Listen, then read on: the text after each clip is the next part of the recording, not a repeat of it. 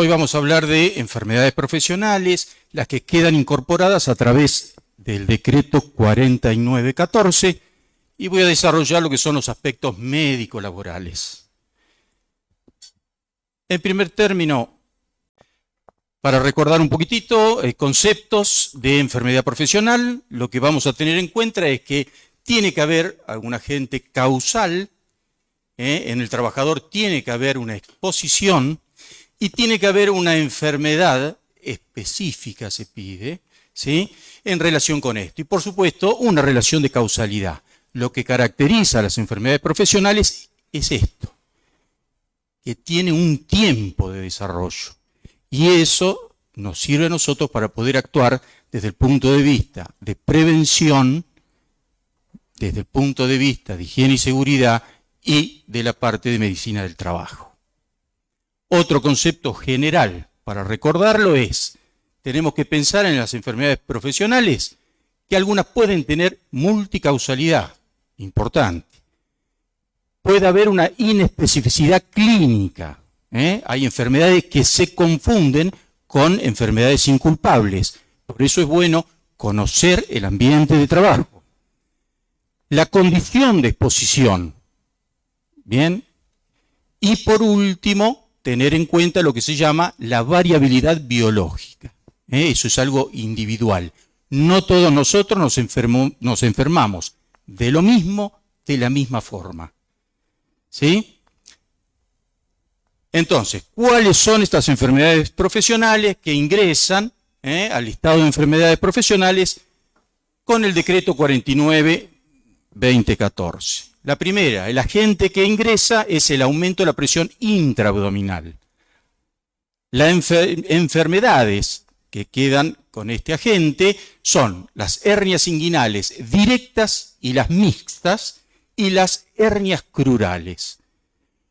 ¿Dónde vamos a encontrar estas actividades que pueden desarrollar estas enfermedades profesionales? La carga física, dinámica, estática con aumento de la presión intraabdominal. Ahora vamos a ver un poquitito lo que es. Vamos a recordar un poquitito de anatomía para entender por qué se producen estas patologías. Recordamos que la cavidad abdominal, vamos a estar rodeados, voy a tratar de ser bien práctico, ¿bien? Rodeado por musculatura. Hay una pared anterolateral formada por los rectos del abdomen, oblicuo mayor, oblicuo menor y el músculo transverso. En una cara posterior vamos a encontrar la columna vertebral con los músculos paravertebrales. Y vamos a encontrar un techo a esta altura formado por el diafragma y un piso que con toda la musculatura pelviana. Si nosotros imaginamos un poquitito, nos vamos a encontrar con esto, con un cilindro. Bien, y si a esto seguimos imaginando para ver qué es lo que pasa y cómo se produce la patología, pensamos en un puño cerrado. Entonces nos queda un continente y un contenido.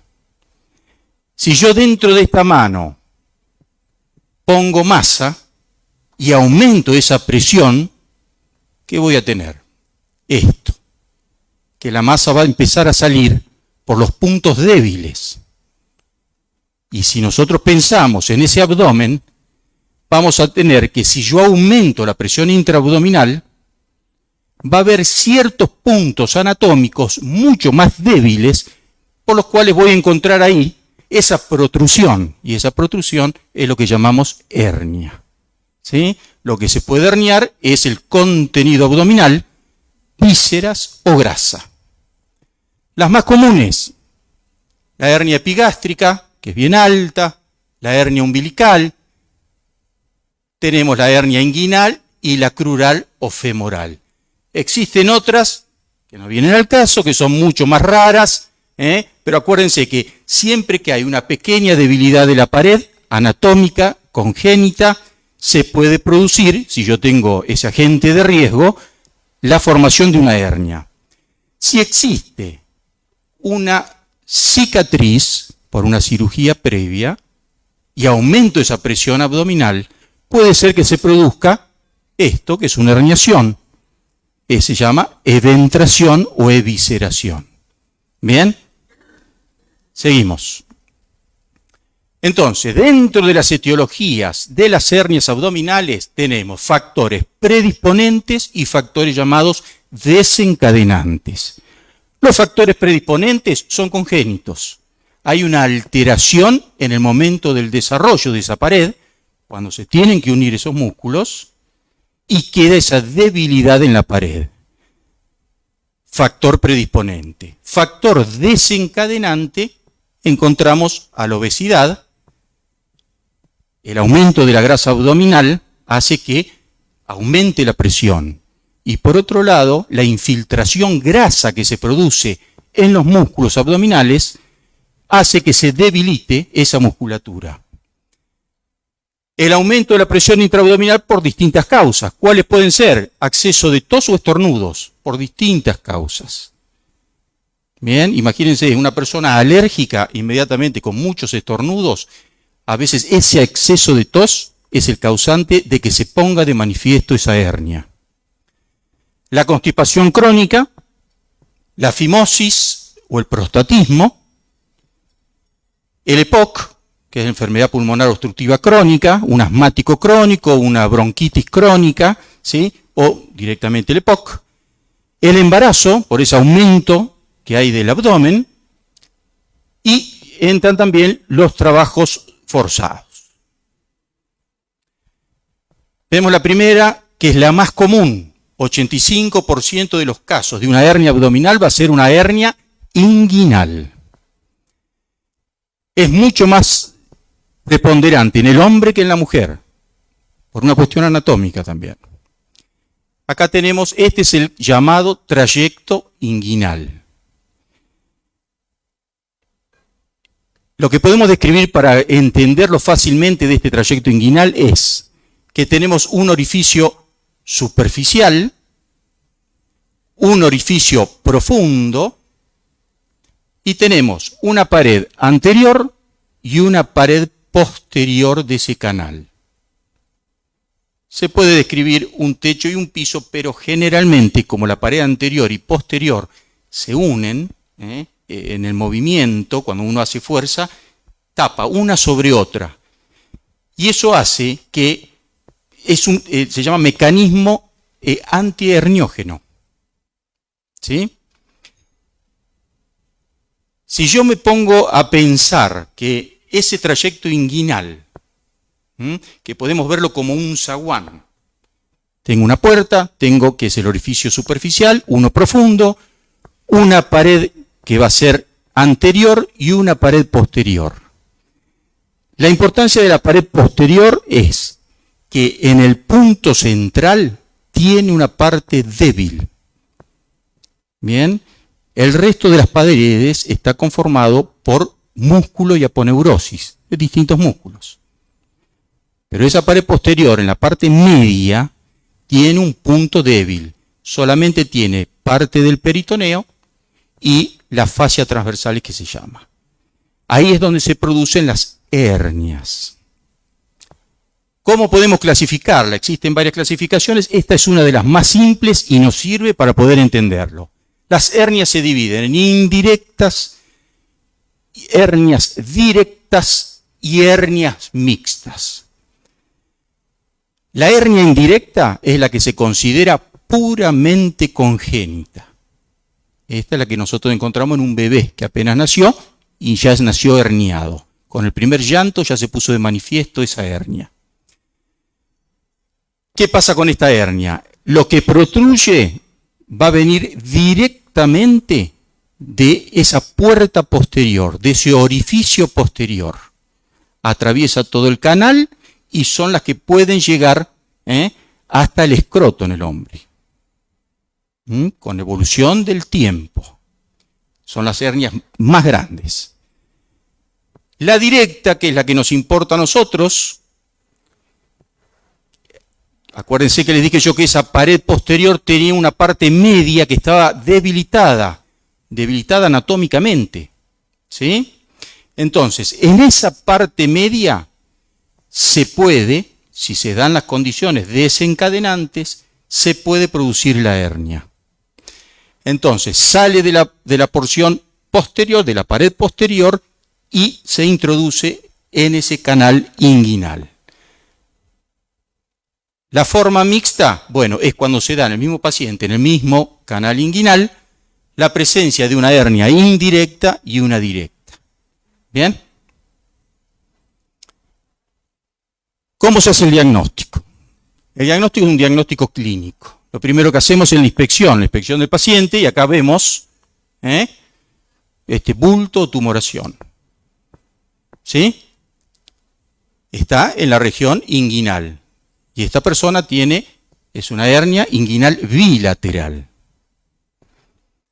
Luego sigue la palpación. Lo que vamos a hacer nosotros en consultorio es entrar por medio de la palpación del dedo índice, vamos a recorrer ese trayecto inguinal. ¿En busca de qué? Va a haber dos cosas. Si yo puedo llegar a tocar cuando entro en ese canal, si la tumoración viene de acá, yo digo que es una hernia indirecta, o si la tumoración me golpea el dedo en la parte media, que digo que es una hernia directa. ¿Bien?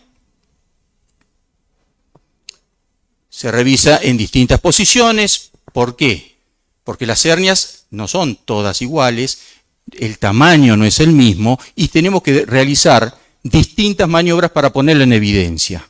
Y por supuesto, hacer por lo menos toser al paciente para que aumente esa presión intraabdominal y que ponga en evidencia la hernia. Seguimos. Existen otras maniobras que se siguen haciendo a continuación, que es para, bien externamente, sin introducirnos en el trayecto inguinal, poder hacer el diagnóstico de hernia directa o indirecta. Si yo tapo, como pasa, yo estoy tapando acá el trayecto inguinal desde afuera, lo ocluyo, ¿bien? Entonces acá se va a detener, porque estoy tapando el trayecto inguinal, y como la hernia indirecta viene de atrás, lo estoy tapando y no se va a poner de manifiesto. En este caso, por más que yo ocluya, como viene de la pared posterior, se pone en evidencia. La que le sigue en frecuencia es la hernia crural. La hernia crural se forma en lo que llamamos la arcada, por debajo de la arcada crural. El trayecto inguinal está a esta altura, por abajo es la zona crural. Una frecuencia mucho más baja, 5%, y es la que le sigue en frecuencia, 5% de los casos, y es mucho más común en las mujeres. El problema que tiene de este tipo de hernias es que el anillo herniario, como se ve acá, el anillo herniario, por donde va a pasar, imagínense, una víscera, es muy estrecho. Entonces son muy pasibles de que rápidamente este tipo de hernias se compliquen. Habrán escuchado hernia atascada o estrangulada. ¿Sí? Es más frecuente en este tipo de hernias que en las inguinales, porque por el espacio que tienen que pasar las inguinales es mayor. Perfecto. Acá vemos, hernia crural, a veces depende el tamaño, depende el abdomen, depende la región inguinal del paciente, a veces es difícil determinar bien si es una hernia crural o una hernia inguinal. Bien.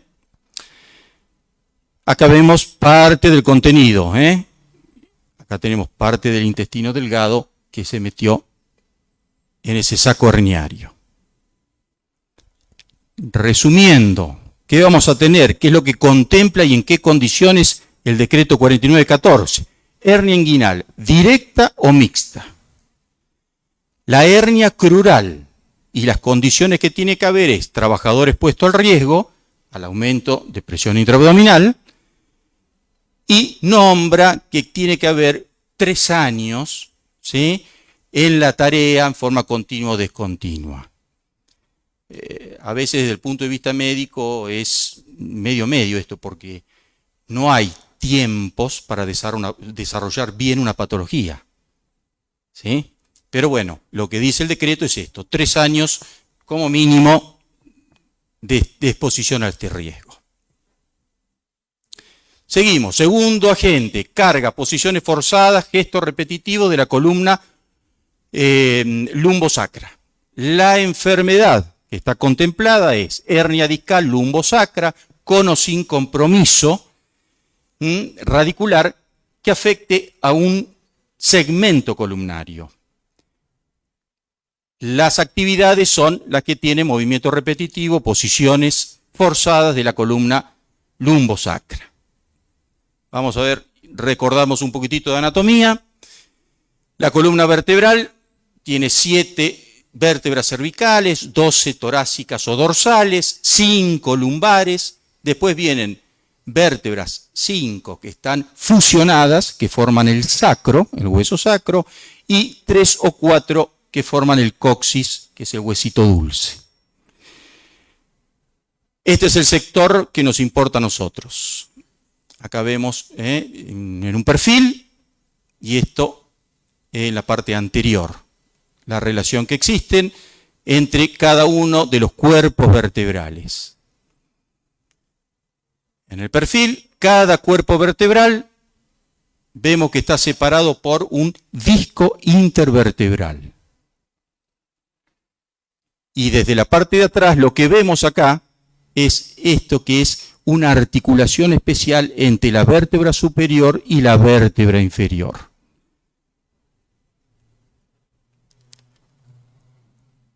Acá encontramos en este diagrama lo que es el disco intervertebral.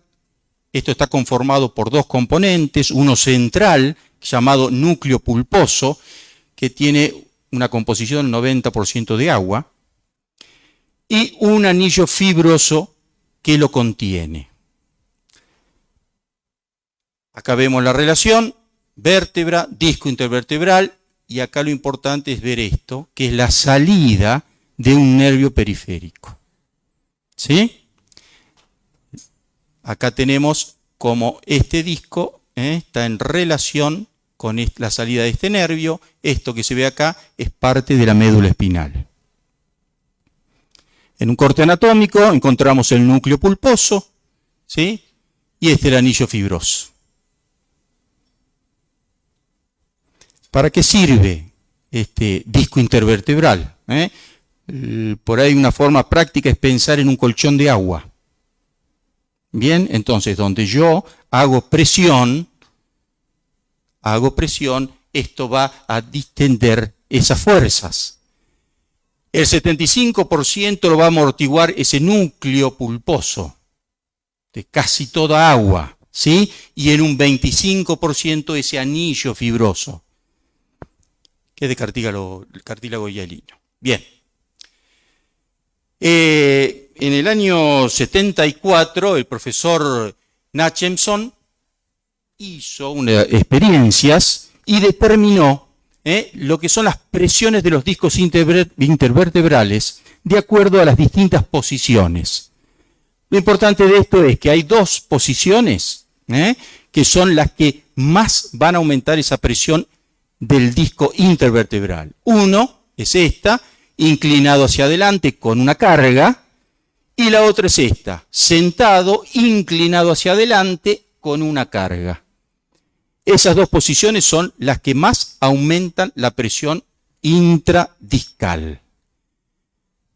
Bien, se sabe también que existe una relación de 15:1 entre esa presión y el peso que yo voy a levantar. Bien, 25 kilos, y entonces nos va a dar 375 kiloamperes. Posición errónea, común, para levantar algún peso, ¿sí? Charlábamos hoy en la mesa antes de todo del desarrollo de la jornada y hablábamos que lo importante que es que todas estas medidas preventivas se aprendan desde el jardín, desde la infancia, ¿sí? Porque uno ahora tiene que desaprender lo que hacíamos para aprender en un puesto de trabajo y con el ingeniero de higiene y seguridad corriéndolo atrás para ver cómo tiene que hacer los movimientos. Entonces todo mucho más difícil. Pero esto es común. Y es más, si se me cae un lápiz a mí, seguramente lo que voy a hacer es eso, agacharme así, porque es instintivo ya. ¿Bien? Con esta posición lo que pasa es esto. Se produce que va a haber más presión en una parte del disco y esta que es la parte posterior va a empezar a trabajar sobre ese anillo fibroso. Bien, si yo lo hago una vez cada tanto, no va a haber mucho riesgo. Pero si yo esto lo hago con una frecuencia por ahí necesaria, sí, a la larga voy a tener complicaciones. Bien, entonces ya aplicamos la corrección, ¿cómo debería hacerse? Esto nunca más. Cuando hablamos de cuál es el origen, la etiología de las hernias de disco, tenemos que decir, sí, hay hernias de disco que son producto de accidente de trabajo. Una caída en altura puede producir inmediatamente una hernia de disco. ¿Sí? Lo dejamos de lado, estamos viendo la hernia de disco lumbosacra como enfermedad profesional. Y ahí entran otras cosas. Tenemos que tener en cuenta cuál es el estilo de vida de esa persona. El peso y la estatura. Importantísimo. Si es fumadora o no, incluso con los episodios de lumbalgia. Lumbalgia es el dolor lumbar, que es el síntoma principal de inicio de una hernia de disco. Puede tener otras causas también. Si hace o no alguna actividad física y qué tipo de deportes practica. Si tiene o no antecedentes de defectos congénitos esa columna.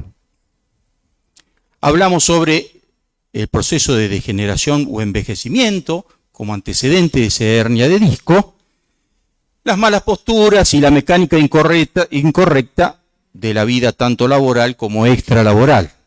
¿Sí? Son los factores de riesgo disergonómicos. Perfecto. ¿Qué vamos a encontrar cuando hay estos cambios degenerativos? Por ahí, si vieron el resultado de alguna resonancia, habrán escuchado deshidratación o discos degenerativos y demás, o cambios degenerativos en un disco intervertebral. Bueno, acá se incluye lo que se llama la deshidratación de ese núcleo.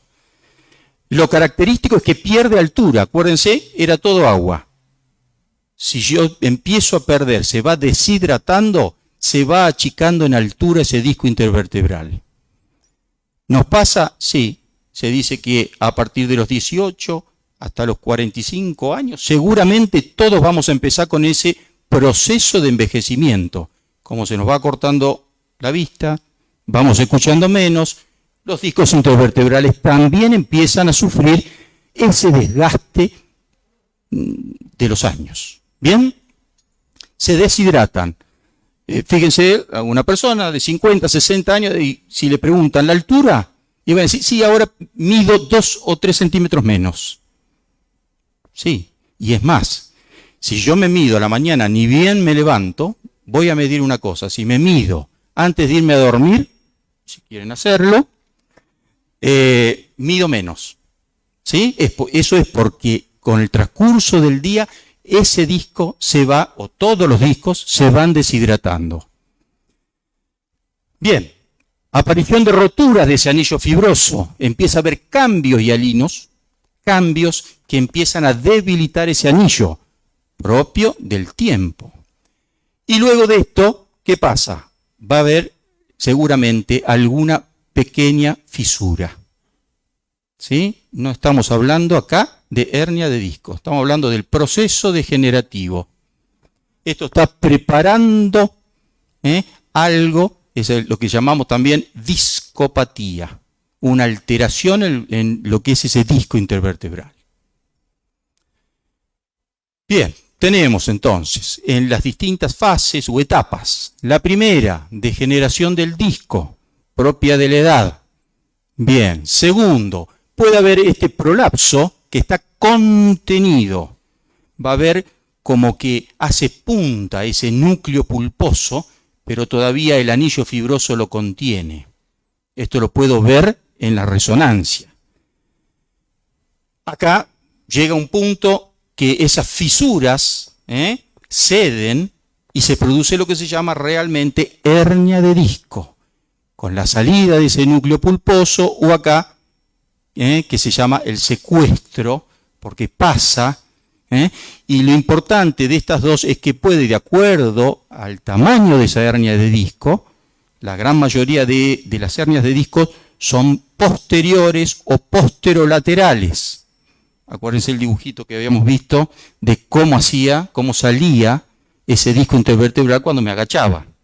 Es decir, si se produce una hernia de disco, lo más probable que sea hacia posterior o posterolateral, de alguno de los dos lados. Estas dos son las que realmente ya se llaman hernia de disco. Y depende del tamaño que tenga, puede ser que compriman la parte nerviosa por esa relación anatómica con el nervio que tiene y provoquen una de lo que se llama lumbociatalgia, un síntoma especial que es la irradiación del dolor hacia el muslo en la porción posterior. Cortes anatómicos, disco normal, disco degenerado, se empieza a romper, se empieza a desecar. Acá vemos una hernia y vemos bien, esta es una vértebra, otra vértebra, son cortes anatómicos estos, y vemos cómo está comprimiendo lo que es la médula espinal. Seguramente que en este caso, con esta compresión, no es solamente que vamos a encontrar dolor en este paciente, sino también un deterioro de la parte sensitiva, de acá para abajo, y de la parte motora. Se empiezan a debilitar la parte de los nervios, de los músculos, porque está alterada la parte de inervación. Volvemos a repetir, acá tenemos si se produce esta hernia, acá vemos bien cómo se produce esa compresión a la salida de este nervio, con todo el déficit neurológico, le decimos nosotros. Bien, se empieza a alterar la parte neurológica. Acá vemos otro ejemplo, esta es una hernia bien posterior, empieza a comprimir. Características, que es la que contempla el decreto, que sea una hernia discal del segmento lumbosacro, que sea única. El trabajador tiene que estar expuesto al riesgo, se dice por 3 años como mínimo, forma continua o discontinua, y tiene que haber sí o sí ese agente, exposición, enfermedad con relación de causalidad. Es decir, si yo no tengo ese complejo, no puedo catalogar a esa hernia discal, porque es muy común, no la puedo catalogar como enfermedad profesional. Hay una cosa que las hernias discales son muy frecuentes. Hay estudios que nos dicen que si hacemos a determinada población una resonancia nuclear magnética de la columna, vamos a encontrar en muchos de los casos hernias de disco que son asintomáticas. Es decir, que si no le decimos, no sabe que tiene una hernia de disco.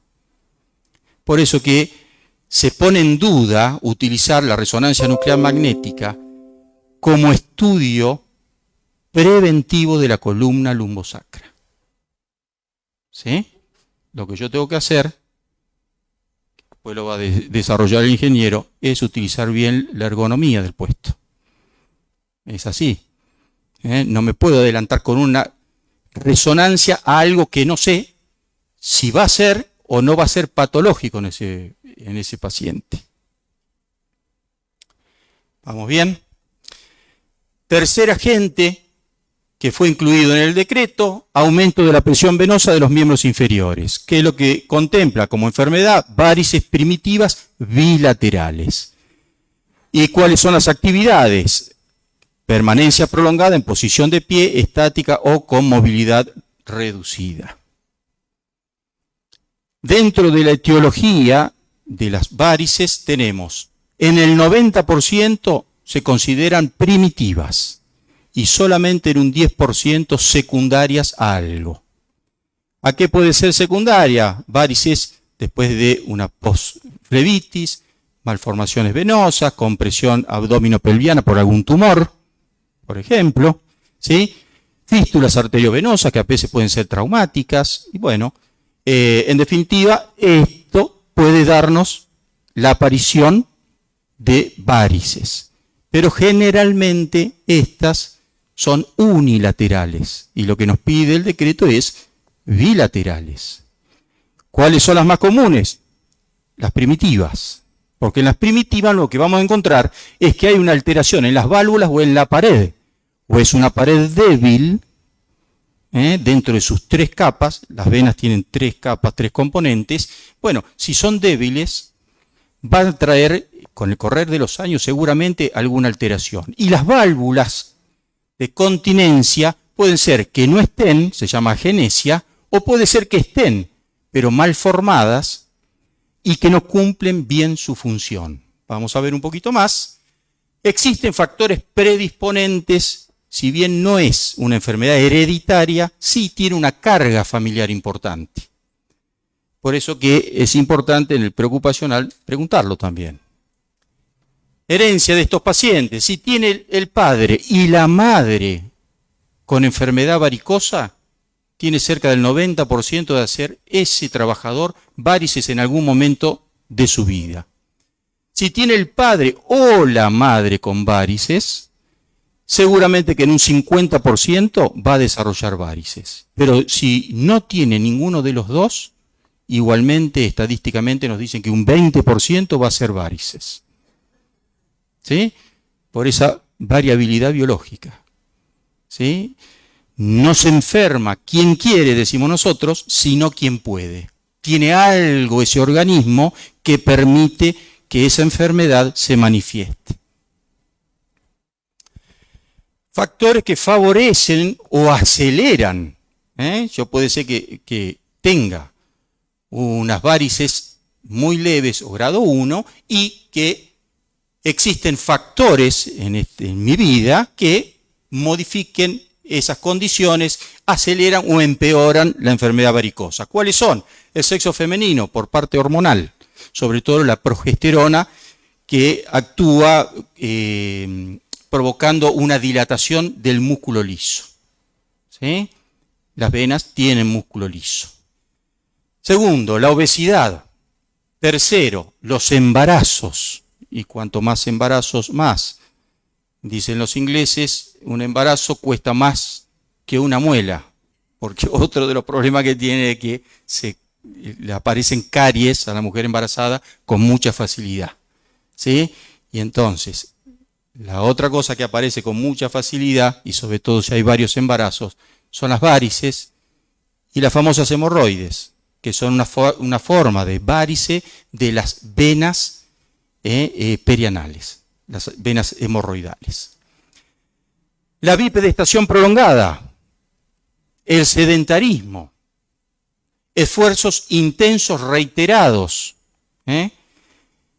la ingesta de anticonceptivos orales, pasa lo mismo acá, por esas hormonas, si la mujer toma muchos anticonceptivos o hace tratamiento hormonal de reemplazo por la menopausia, tiene más posibilidades de desarrollar este tipo de patología venosa. Bien, anatómicamente lo que nos importa a nosotros es que este sistema venoso de los miembros inferiores cuenta con un sistema profundo, un sistema superficial de venas y un sistema que se llama comunicante. Es decir, va desde lo externo hacia lo interno. De lo que es esta parte superficial va drenando la sangre por esas comunicantes a lo que es el sistema profundo. El sistema profundo va casi pegadito a los huesos, como para que ustedes entiendan, y hay 2 venas por cada arteria. Esto va recolectando la sangre y la tienen que llevar al corazón, a las cavidades derechas del corazón. Perfecto. Muy bien, acá tenemos entonces sistema venoso superficial, el sistema venoso profundo, este drena sobre el profundo a través de las venas perforantes o comunicantes. Acá puede haber alguna alteración, y si hay alguna alteración anatómica, tenemos el factor predisponente para desarrollar la enfermedad varicosa. ¿Cómo hace la sangre para hacer lo que llamamos el retorno venoso? ¿Sí? Tiene que volver nuevamente al corazón. ¿Cómo lo hace? Utiliza un sistema que se llama el bisatérgo, que es esa presión residual que queda después que se produce la sístole cardíaca. Una vez que el corazón impulsa a la sangre, lo último, después de hacer todo el recorrido, se llama bisatérgo. Y es de alrededor de 25 milímetros de mercurio, esa presión. La aspiración torácica con la respiración, que funciona como si fuese un émbolo. Entonces hace que la sangre pueda subir. Acuérdense que tiene que evadir lo que es la ley de gravedad. ¿Bien? La aspiración diastólica de la aurícula. Pasa lo mismo, como si fuese la aurícula, como si fuese una esponja.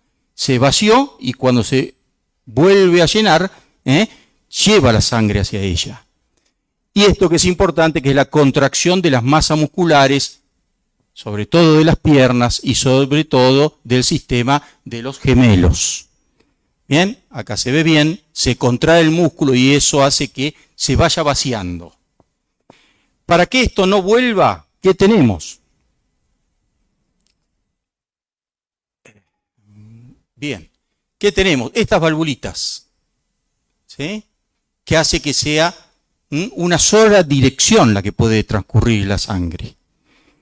Como dijimos, varices primarias, donde hay una agenesia, es decir, donde en esta vena no hay válvulas, o si hay, son deficientes, esto va a empezar a regurgitar esta sangre, sube y baja, sube y baja. Y con el tiempo que vamos a tener esto, que es una varice, ¿y por qué se caracteriza? Se elonga, se vuelve tortuosa, ¿sí? Acá hay estas válvulas que no van sirviendo, entonces con el tiempo van a provocar esto y se arremolina la sangre ahí adentro, con el riesgo de las trombosis, que es la formación de un coagulito a este nivel. Bien, acá tenemos. Bien, desde el punto de vista clínico, es lo que utilizamos en los exámenes preocupacionales o los exámenes periódicos, es esta clasificación, que es una clasificación internacional, clínica, en la cual lo que se basa es la parte clínica, lo que vemos, ¿sí? La etiología, la distribución anatómica en esos miembros inferiores y la disfunción fisiopatológica. Bien, tiene varios grados y así sabemos, con el mismo idioma, cualquier médico que vea esto sabe de qué tipo de varices estamos hablando. Ejemplos. Estas son las más comunes, las telangiectasias, las arañitas vasculares, que el mayor problema es estético, ¿sí? Pero bueno, esto se puede transformar en esto, que van aumentando de tamaño. Este tipo de varices, fíjense cómo se pusieron bien tortuosas, se dilataron, se elongaron, ¿bien?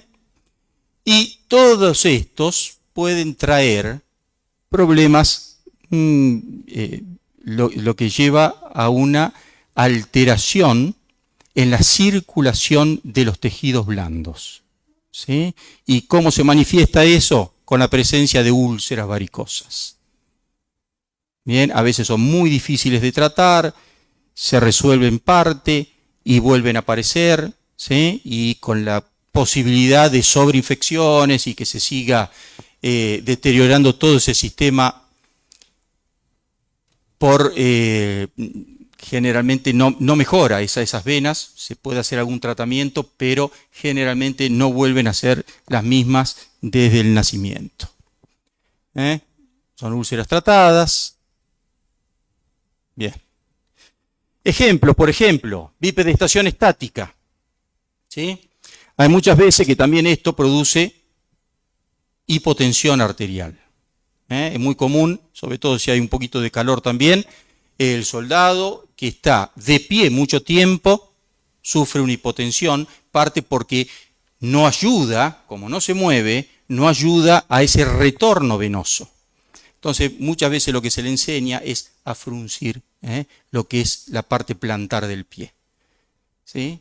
Háganlo y con eso van a ver que hay una respuesta a nivel de los gemelos.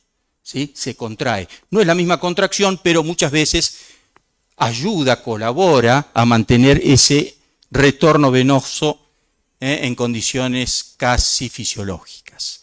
Bipedestación con deambulación restringida. Bien, esto es muy común. Pasan horas en el lugar o con poco movimiento dentro del lugar, menos de 2 metros. Y bueno, ese es uno de los ejemplos. Y después podemos tener combinaciones, ¿sí? Que es la bipedestación con exposición a carga térmica, cocineras, que a su vez también puede haber comportación de cargas. Fíjense, muchas veces el tipo de ollas que tienen que levantar, ¿sí? Con el calor del lugar y muchas horas de pie. ¿Sí? Estos son otros dos ejemplos. Bien, resumiendo, ¿cuáles son las enfermedades profesionales que son contempladas por el decreto? Varices primitivas bilaterales, periodo de 3 años como mínimo, bipedestación prolongada, comportación de cargas, con carga térmica o esa que sea una movilidad restringida. ¿Sí? Perfecto. Como conclusión, importante, destacar la importancia del trabajo conjunto entre el ingeniero en seguridad e higiene y el médico del trabajo. ¿Sí? El trabajo es conjunto.